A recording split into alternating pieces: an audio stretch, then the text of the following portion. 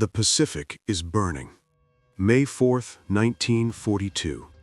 0347 hours. The Coral Sea. The deck of USS Lexington moves beneath your feet like something alive.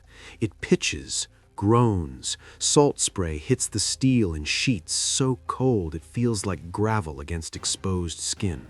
Somewhere below the waterline, the engines push 33,000 tons of American carrier through a darkness so complete that the horizon has ceased to exist. There are no stars tonight. There is only black ocean, black sky, and the low mechanical heartbeat of a ship that does not yet know what is coming for her. Down in Hangar Deck 2, the fluorescent lights flicker. The smell down here is specific. Hydraulic fluid, engine grease, burnt rubber, and something underneath all of it, metallic and sharp, that the older mechanics call war smell. The kind that clings to your uniform long after you've left the ship. Most of the men are trying to sleep in whatever corner they can find. A few were playing cards with the dead-eyed focus of people who need not to think. Spare parts are strapped to the bulkheads in neat rows. Propeller blades, fuel lines, oxygen canisters, radio housings, organized with the obsessive precision of men who understand that in the middle of the Pacific Ocean there is no hardware store. There is no calling for backup. There is only what you brought with you and what you can make from what you have. In the far corner of the hangar deck, partially hidden beneath the belly of a TBD Devastator torpedo bomber, with its port engine half dismantled, a 19-year-old from Dayton, Ohio, is not sleeping. His name is Robert Coslett, aviation machinist's mate, 3rd class, 19 years old, 5 feet 10 inches, 155 pounds, with hands that are already permanently stained with grease in the creases of his knuckles in a way that soap no longer touches. He has been aboard the Lexington for 7 months. He has never seen combat. He has never watched an aircraft he worked on get shot out of the sky. That is about to change. But right now, in this moment, Robert Coslett is staring at an engine with a flashlight in his teeth and a wrench in his left hand, and he is thinking about a problem that nobody has asked him to solve yet, because nobody else has noticed it. He has noticed it, and what he is looking at, in the guttering fluorescent light of Hangar Deck 2 on the USS Lexington, 3 days before one of the most consequential naval battles in American history, is not just a broken engine, it is the beginning of everything. To understand what Robert Coslett was staring at, you need to understand the aircraft above him, the Douglas TBD Devastator. In 1937, when the United States Navy took delivery of its first squadron, the Devastator was the most advanced carrier-based torpedo bomber in the world. All-metal monoplane construction, enclosed cockpit, hydraulically folding wings, a maximum speed of 206 miles per hour.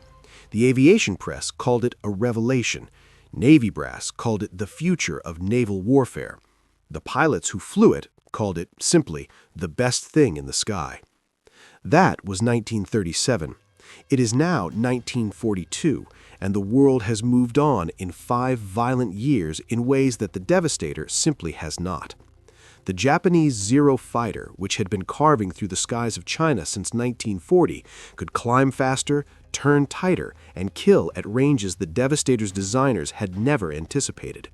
The Mitsubishi A6M Zero had a top speed of 331 miles per hour, nearly 130 miles per hour faster than the Devastator at sea level. When a Zero dove on a formation of TBDs, the math was almost insulting. The torpedo bomber, weighed down with a 1,927-pound Mark 13 torpedo slung beneath its belly, flew low and slow during its attack run. Low and slow, over open water, in a straight line. Against a Zero, that was not a combat maneuver. That was an invitation. The men who flew TBDs knew this.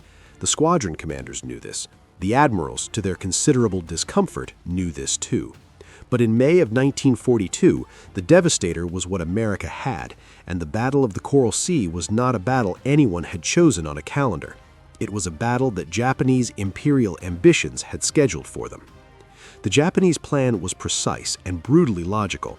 Admiral Shigeyoshi Inoue, commanding from Rabaul, intended to use the carriers Shokaku and Zuikaku, two of the 6 carriers that had struck Pearl Harbor, to provide air cover for an invasion fleet aimed at Port Moresby, New Guinea. If Port Moresby fell, Japan would control the approaches to Australia. Supply lines from the United States to the Pacific would be severed. The entire strategic balance of the Southern Pacific would shift, perhaps permanently, in Japan's favor. Standing between that plan and its execution were 2 American carriers, USS Lexington, USS Yorktown. And on the hangar deck of the Lexington, the aircraft that would be asked to stop it were showing signs that nobody in the official maintenance logs had yet chosen to record honestly.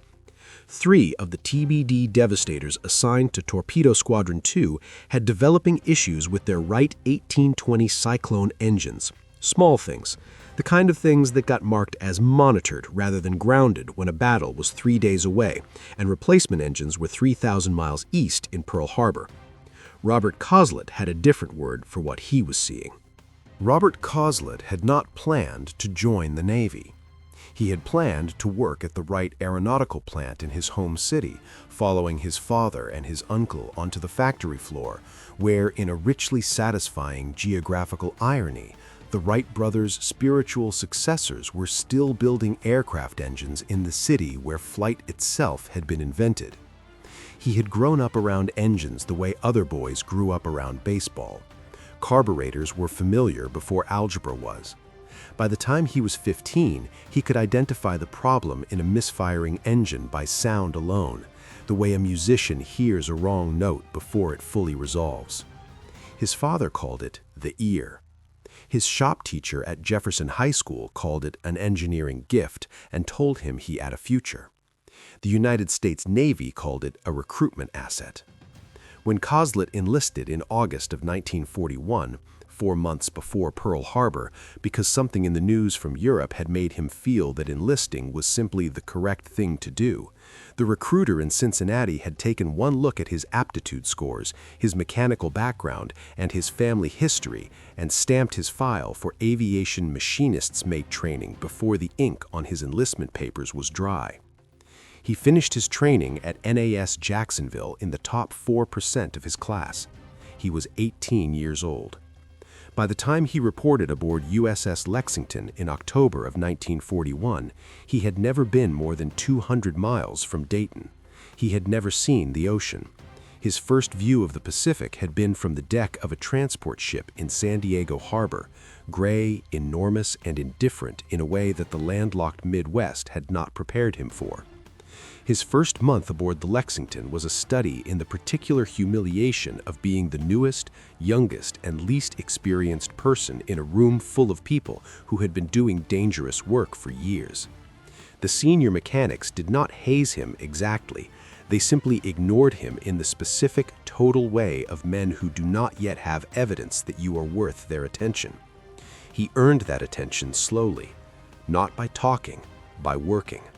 By arriving first and leaving last, by asking questions only after he had already attempted to answer them himself, by fixing a persistent vibration in an SBD Dauntless dive bomber that 2 more senior mechanics had written off as a quirk of that particular airframe, and fixing it in an afternoon, using a diagnostic approach he had read about in a technical manual that most of the others hadn't bothered to open. Chief Petty Officer Malcolm Rourke, the senior aviation mechanic aboard the Lexington, had walked over, looked at the repaired aircraft, looked at Coslett, and said 4 words that, in the culture of the Lexington's maintenance crews, constituted an embrace. "You've got the ear." 7 months later, in the flickering light of Hangar Deck 2, 3 days before the Battle of the Coral Sea, that ear was telling Robert Coslett something that nobody above him in the chain of command wanted to hear. The official maintenance logs for Torpedo Squadron 2's aircraft read cleanly. Too cleanly, Coslett had begun to think. In the Navy's maintenance documentation system, there was a spectrum of designations for mechanical issues on operational aircraft. At one end, grounded, which meant exactly what it sounded like and required a commanding officer's signature to override.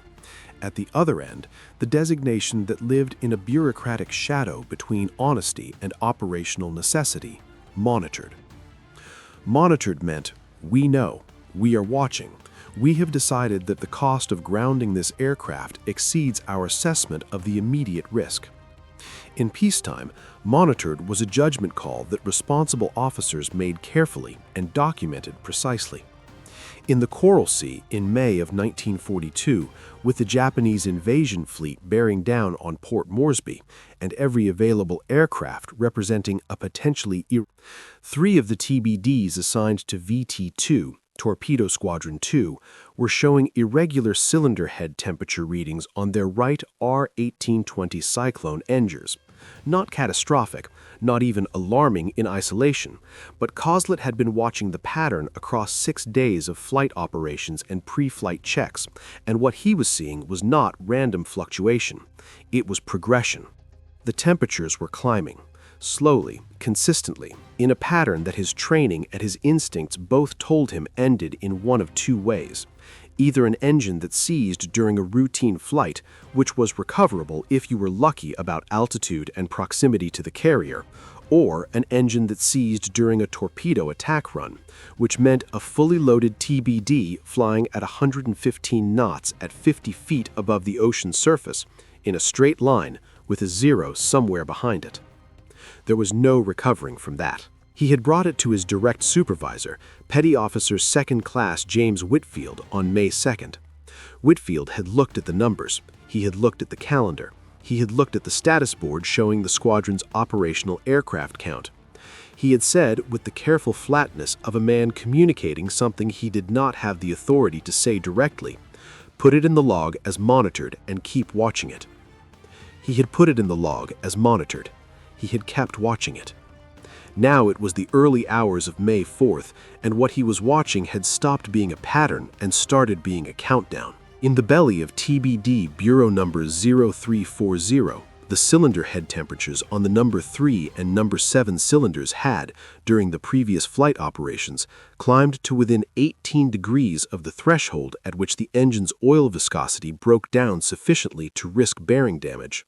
18 degrees. At that afternoon's flight tempo, in that ambient air temperature, with the operational profile the squadron had been flying, he had calculated it 3 times because he didn't want to be right.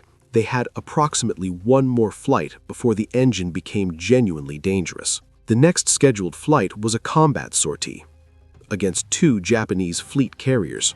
Coslet put down the logbook. He picked up his wrench, and then he did something that was either the bravest or the most insubordinate thing he had ever done in his 19 years on Earth. He started taking the engine apart. 0423 a.m. The hangar deck was almost silent. Almost. The carrier moved through the Coral Sea with the specific, rhythmic creaking of a ship that has been doing this long enough to develop its own voice, and Coslet had learned that voice well enough that he no longer heard it consciously. What he heard, in the silence between the ship's movements, was the engine.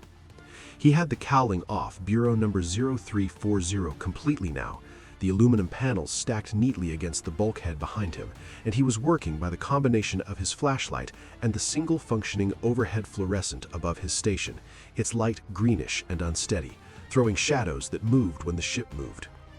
The Wright R-1820 Cyclone was a 9-cylinder air-cooled radial engine producing 900 horsepower at takeoff power, and it was, in the considered opinion of most aviation mechanics who worked with it regularly, simultaneously one of the most reliable and most temperamental power plants in the American naval inventory. Reliable in the sense that when it was right, it was very right, smooth, powerful, honest in its feedback. Temperamental in the sense that when something was developing wrong inside it, the symptoms played out across multiple systems simultaneously, and finding the root cause required something beyond mechanical training.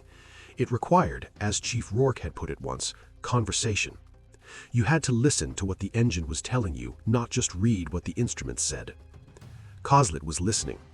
The cylinder head temperature irregularities, he had determined, were downstream of the primary cause rather than the cause itself. The root problem was in the engine's internal oil distribution, specifically a partially obstructed oil passage serving cylinders 3 and 7 that was restricting flow just enough to cause thermal buildup under sustained high-power operation. Not a catastrophic blockage, a partial one, the kind that could exist for weeks before it announced itself, and that announced itself when it finally did, without warning and without mercy. The part he needed was a specific oil passage fitting, a component so unglamorous and so rarely replaced that it appeared in maintenance manuals primarily as a reference rather than an anticipated replacement item. He did not have one. What he had was 45 minutes of searching through the Lexington's parts inventory, conducted with the specific, focused energy of a person who cannot afford to not find what they need, that had ended with Coslet standing in front of a rack of components from a damaged SBD Dauntless that had been struck from the operational inventory after landing gear collapsed the previous week. The fitting was not identical. It was close. The thread pitch was the same. The outer diameter was within 0.5 millimeter. The internal bore was slightly different, which would affect flow rate in a way that was, in his calculation, acceptable given the operational profile of a torpedo attack run. High power for a short duration, not sustained cruise. He had held the part for a long time, turning it in his fingers. Then he had thought about the pilot of Bureau number 0340, Lieutenant Junior Grade Thomas Ellison, 24 years old, from Memphis, Tennessee, who had 3 weeks ago shown Coslet a photograph of his wife and his infant daughter with the particular pride of a man who needed someone to acknowledge that he had something worth coming home to. Coslet put the fitting in his pocket and went back to the engine. 0611 hours. The ship's announcing system clicked on with its familiar metallic tone, and the day watch began to move. Coslet heard boots on the deck above him, the distant call of orders being passed, the mechanical percussion of an aircraft carrier waking up. He had been working for 2 hours and 19 minutes without stopping, and he was aware of this the way you are aware of hunger, as a background fact, not an immediate concern. He had the oil passage fitting installed. He had purged the affected oil galleries with the manual hand pump, a process that was deeply unglamorous and had cost him a significant amount of aviation oil on his uniform. He had torqued the new fitting to specification, or as close to specification as his judgment could take him, since the fitting was not technically the correct part and no torque specification existed for it in the manuals he had available. He had reinstalled the affected cylinder's inspection covers. He had reassembled the engine cowling. He had performed a cold systems check on the oil pressure distribution, watching the gauge needles with the focus of a man who has run out of patience for ambiguity. The needles were even, both of them, cylinders 3 and 7, reading identically to the 7 cylinders that had never been a problem. It was the first time in 6 days that he had seen them even. He sat back on his heels on the cold steel deck and looked at the engine for a long moment. Then Chief Petty Officer Malcolm Rourke appeared behind him. Rourke was 41 years old. He had been an aviation mechanic in the United States Navy for 19 years. He had worked on biplanes. He had worked on the first generation of monoplane fighters. He had forgotten more about aircraft engines than most men in the squadron would ever learn, and he carried this knowledge with the quiet authority of a person who has never needed to announce what they know, because what they know is evident in everything they do. He looked at the engine. He looked at the cowling. He looked at the oil staining on Coslet's uniform. He looked at the parts bin beside the workstation, where the original oil passage fitting sat in a small metal tray next to the SBD components Coslet had pulled from the damaged aircraft inventory. He did not say anything for a period of time that felt, to Coslet, considerably longer than it probably was. Then he said, "Show me your pressure readings." Coslet showed him. All 9 cylinders, the log entries he had been keeping for 6 days. The calculations he had done 3 times to verify, the part substitution he had made, and his reasoning for it. Rourke read everything without expression. When he finished, he handed the logbook back. He looked at the engine one more time. And then he said the thing that would define, in ways neither of them could yet know, what happened over the Coral Sea 4 days later. "I'm going to need you to write this up correctly. Every step, every part number, every decision point. If this engine performs, the Navy needs to know how, and if it doesn't," he paused. "If it doesn't, You need to have told the truth." Coslet wrote it up. Every step, every number, every decision. Then he went to find somewhere to sleep for 2 hours before the morning watch, because in 4 days there would be a battle, and the men flying into it would need every aircraft he could keep in the air. He did not know yet that he would not sleep more than 4 consecutive hours for the next 5 days. May 7th, 1942, 0900 hours. The Coral Sea had changed color overnight. This was not metaphor. In the northern Coral Sea, in the approaches to the WWII archipelago, the water shifted from the deep blue-black of open ocean to something greener, shallower, more alive.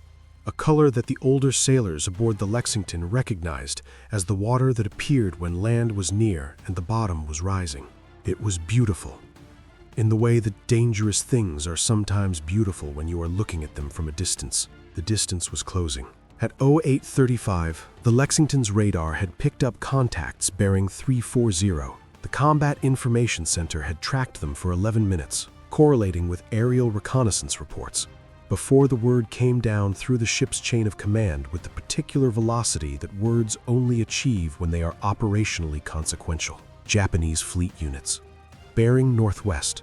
Range approximately 175 miles. On the flight deck, the organized chaos of a carrier preparing for combat air operations had a sound and a quality that was entirely its own. The shriek of aircraft engines turning over, the shouts of plane handlers in their colored jerseys, the hydraulic whine of the flight deck elevator bringing aircraft up from the hangar deck, and underneath all of it, felt more than heard, the deep vibration of the Lexington accelerating into the wind to generate the 40 knots of relative airspeed the aircraft needed to launch.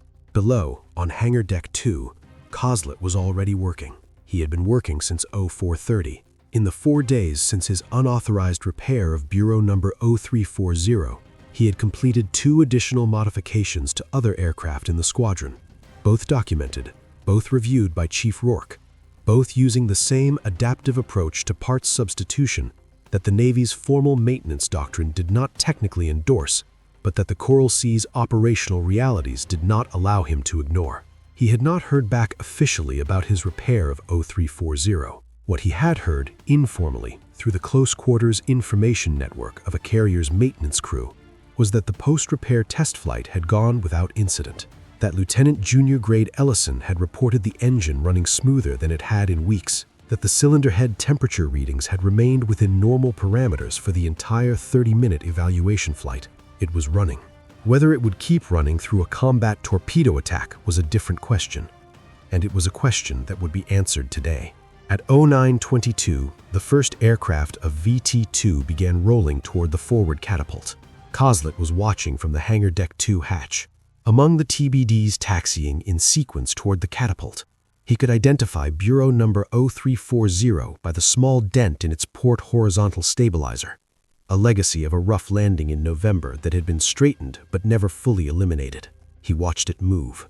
He watched it stop at the catapult hold point, while the deck crew attached the launch bridle. He watched the pilot, Ellison he assumed, though at this distance the flight gear made individual identification impossible, run through the final pre-launch checklist with the head-down focus of someone who had rehearsed the sequence enough times that it had become a physical memory rather than a conscious process. The catapult officer raised his flag. Coslet realized he was holding his breath. The TBD launched off the catapult with the brief, violent grace of a thing that does not fully belong to either the sea or the sky, and then it was airborne, banking right to join the forming strike group, and Coslet exhaled. He watched until it was gone. Then he turned back to the hangar deck because there was still work to do, and the battle had not yet told him all the ways it intended to need him. What was happening 175 miles to the northwest, and what would happen over the next 6 hours, was a battle unlike anything the United States Navy had experienced in its history. The Battle of the Coral Sea was the first naval engagement in history in which the opposing surface ships never came within visual range of each other.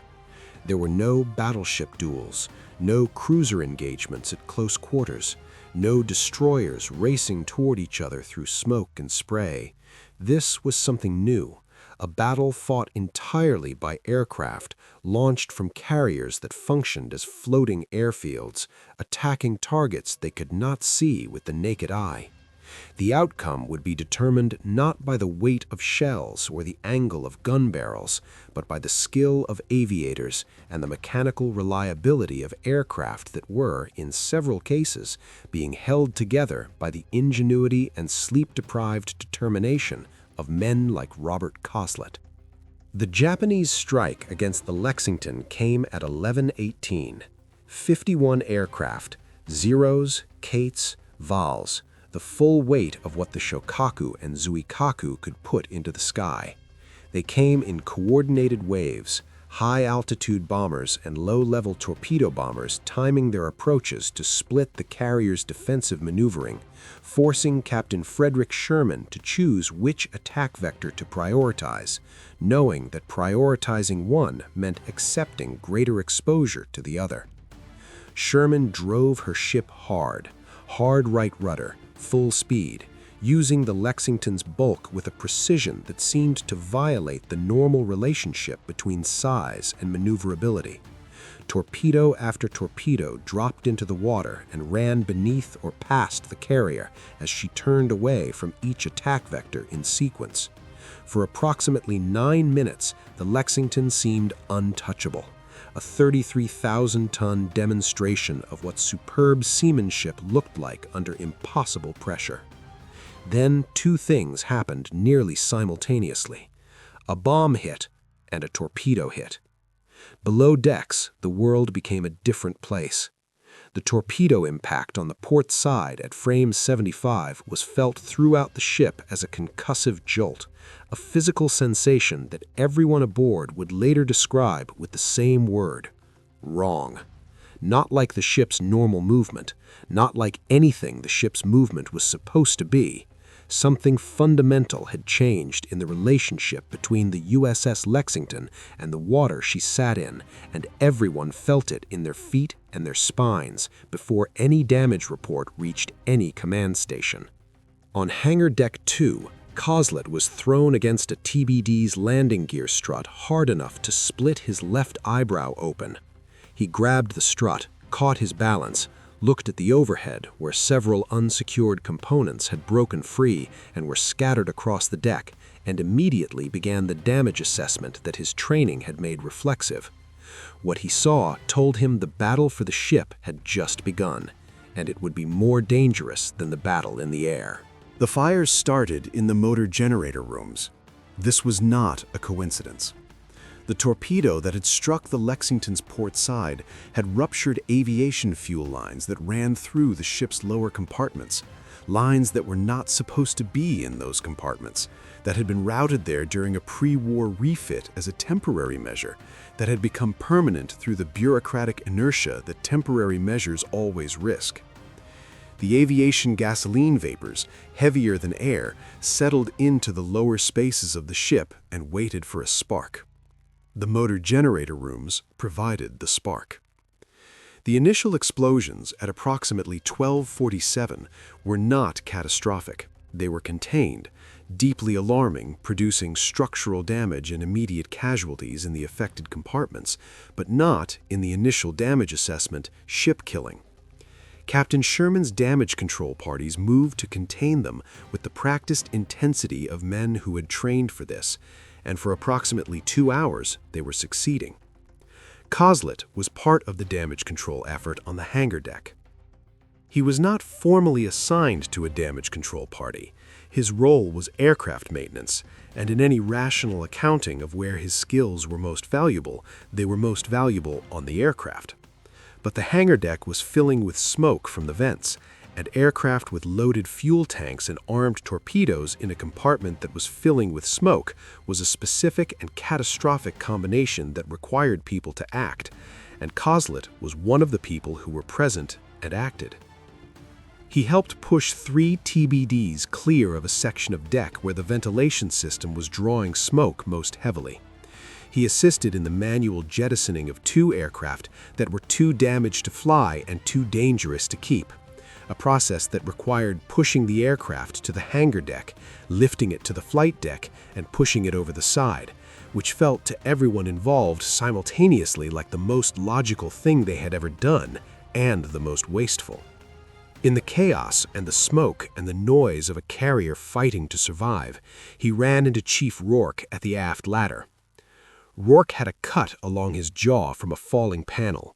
He had a fire extinguisher under one arm and a clipboard under the other, which was so perfectly in character that Coslet almost wanted to laugh. "How many aircraft are still flyable?" Rourke asked, without preamble. Coslet had been keeping track, because of course he had. 11 Dauntlesses, 7 TBDs. 3 of the TBDs are questionable. Which 3? Coslet told him.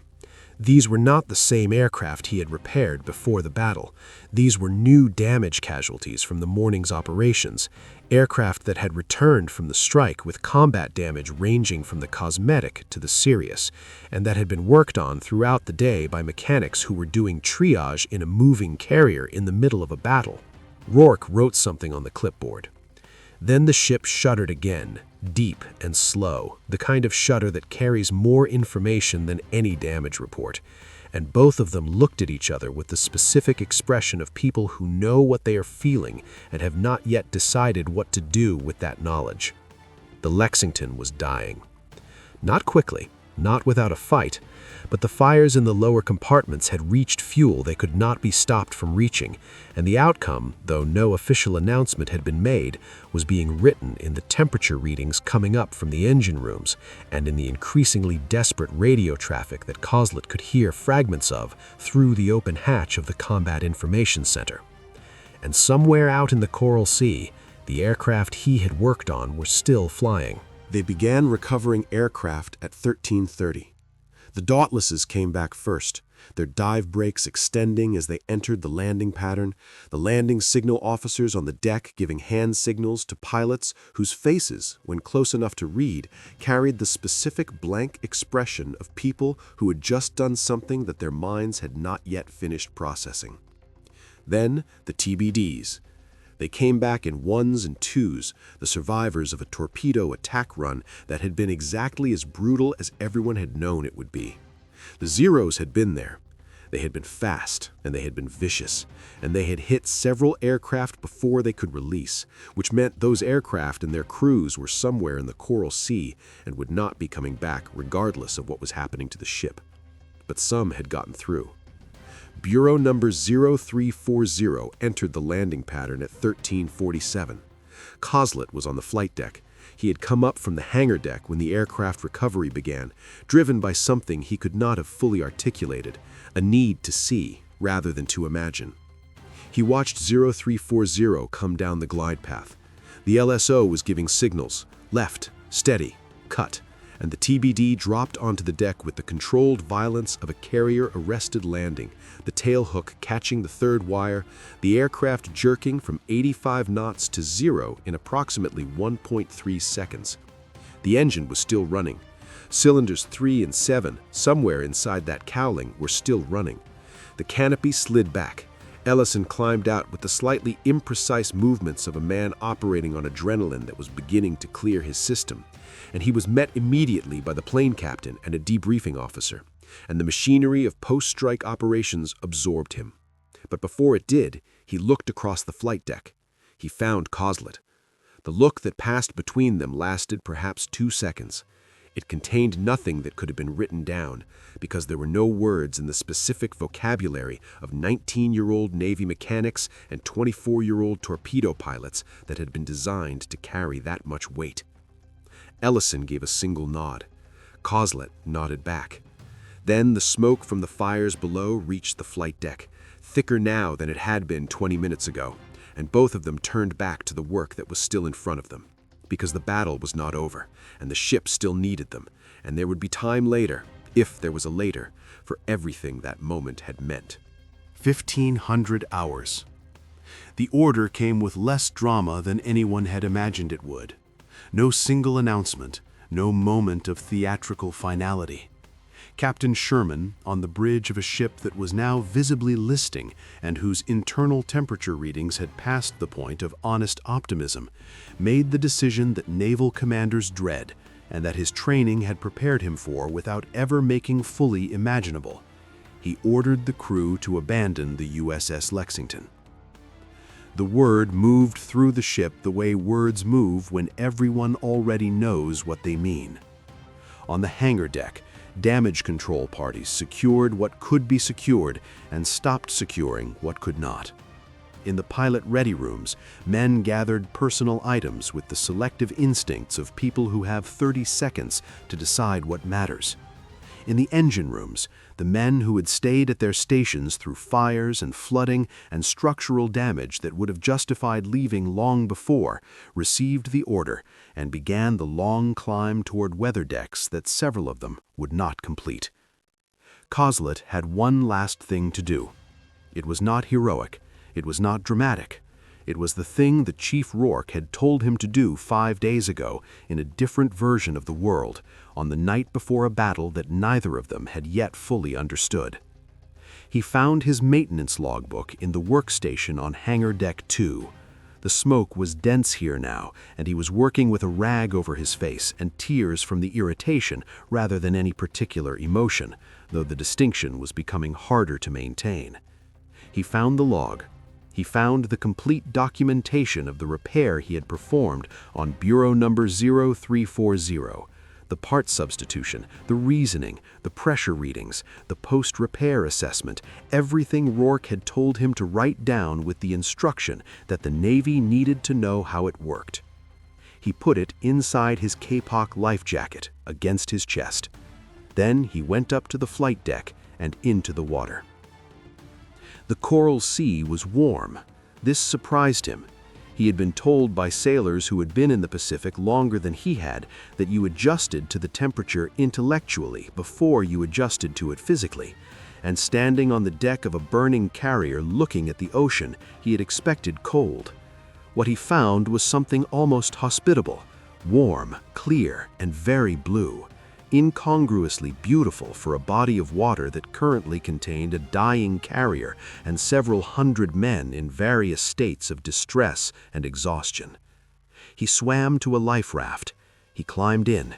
He checked that the logbook was still dry inside his jacket. It was. Around him, the Lexington was burning beautifully and terribly against the late afternoon sky, and destroyers were moving through the water pulling men aboard. And somewhere beyond the horizon, the Shokaku was heading back to Truk badly damaged, and Port Moresby was still in Allied hands, and the invasion that Japan had scheduled had not happened. None of that was visible from the life raft. What was visible was the ship. Coslet watched her go, along with the hundreds of other men in the water, and whatever was on their faces in that moment belonged only to them. The USS Lexington sank at 1952 hours on May 8, 1942. She was finished by American torpedoes, fired by the destroyer USS Phelps on orders from Admiral Fitch to prevent a hulk full of ammunition and classified material from falling into Japanese hands or continuing to burn as a hazard to navigation. It was, by the cold logic of naval warfare, the correct decision. It was also, for the men watching from life rafts and destroyer decks, one of the harder things they would ever witness. Captain Sherman was the last man off. He was rescued by the USS Minneapolis, and his first question upon reaching the deck, before he accepted water, before he consented to having his injuries examined, was for a casualty report. The Lexington had lost 216 men, of a crew of 2,951. The mathematics of that survival rate were, by the brutal accounting of naval warfare in the Pacific, favorable. In the context of the individual lives within that number, they were not mathematics at all. Robert Coslet was picked up by the USS Hammond at 1623. He was 19 years old. He had a split eyebrow and smoke inhalation and a maintenance logbook inside his Kapok jacket, and he was alive. He was taken to Pearl Harbor aboard the rescue ship, and he was given medical attention and food and approximately 60 hours of sleep, and then he was asked to report to the office of the Commander Aircraft Battle Force, where a lieutenant commander he had never met sat behind a desk and asked him to explain, in his own words, the repair he had performed on Bureau number 0340 aboard the late USS Lexington. He explained it for 2 hours. The lieutenant commander listened, he asked questions, he made notes with the focused efficiency of a man who is extracting information that he considers operationally significant. At the end of 2 hours, he closed his notebook and looked at Coslet for a moment with an expression that Coslet could not quite read. Then he said, "We're going to standardize what you did. Not what you tried to do, not your improvised solution, what you did." The Navy's maintenance doctrine for the Wright 1820 engine was revised within 4 months of the Battle of the Coral Sea to include an approved alternate fitting for the oil passage component that Coslet had substituted. The revision was not attributed to him by name in the official documentation. Maintenance doctrine rarely preserves the individual behind a procedure, but it was there, carried forward, applied to engines on carriers and land bases across the Pacific, a small permanent correction to a specific vulnerability that one 19-year-old had identified in the flickering light of a hangar deck 3 days before a battle because he had not been able to sleep. The Battle of the Coral Sea is remembered, in the broad sweep of history, as a strategic American victory and a tactical draw. Japan lost the light carrier Shoho, sunk in 9 minutes by a coordinated strike that produced the most famous radio call of the Pacific War, "Scratch One Flat Top," shouted by Lieutenant Commander Robert Dixon of Scouting Squadron 2, a message that reached the Lexington just before she was herself hit and that was heard, improbably, across the ship as a kind of joy. The Shokaku was so heavily damaged she required 2 months of repairs. The Zuikaku had lost so many of her experienced air crews that she was pulled from frontline operations for crew reconstitution. The invasion of Port Moresby never happened. That is the strategic ledger, but history's ledgers are always abstractions from specific human moments, and the specific human moment that matters here is this one. 6 torpedo bombers from VT-2 completed their attack runs on May 7th. Of those 6, 1 was flying with an engine that had been repaired with an unapproved replacement part by a mechanic not certified for that repair, without formal authorization from any officer in his chain of command, at 4 in the morning, 3 days before the battle, because a 19-year-old from Dayton, Ohio trusted what he knew over what the paperwork permitted. The pilot of that aircraft survived the battle. The aircraft completed its attack run. The engine ran.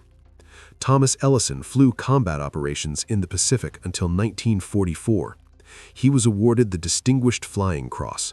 He went home to Memphis and his wife and his daughter, who was 3 years old by the time he walked through the door, and who grew up with a father because a torpedo bomber didn't fall into the Coral Sea on May 7, 1942. Robert Coslet remained in the Navy. He was advanced to aviation machinists made first class by November 1942, a rate that normally required 3 to 4 years to achieve. He served aboard USS Essex and later USS Bunker Hill. He was present in the Pacific for the battles of the Philippine Sea and Leyte Gulf, working on aircraft whose pilots were, in several cases, fighting because he had kept what they flew in the air. After the war, he did go to work at the Wright Aeronautical Plant. He was 23 years old, and he had already seen more of what engines could mean, what the difference between a running engine and a seized one cost in human weight, than most engineers saw in a career. He became a lead engineer in Wright's Maintenance Methods Division.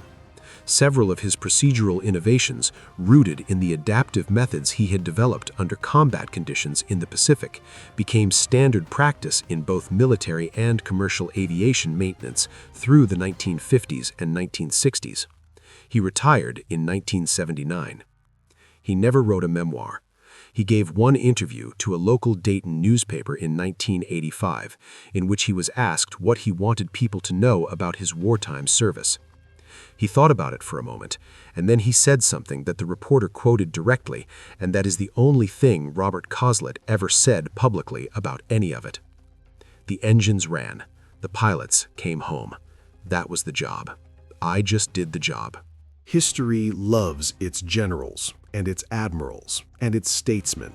It loves the men who gave the orders, the Nimitzes and the Halseys and the MacArthurs, because orders are visible and dramatic and can be photographed and quoted and placed in the clean narrative architecture of cause and effect. The admiral ordered the strike. The carrier turned into the wind.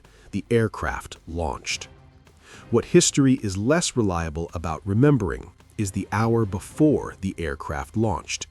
The man under the aircraft, in the dark, with a flashlight in his teeth and a wrench in his hand, working on a problem that nobody officially knew existed yet because he had the ear, and the ear had told him something the paperwork hadn't.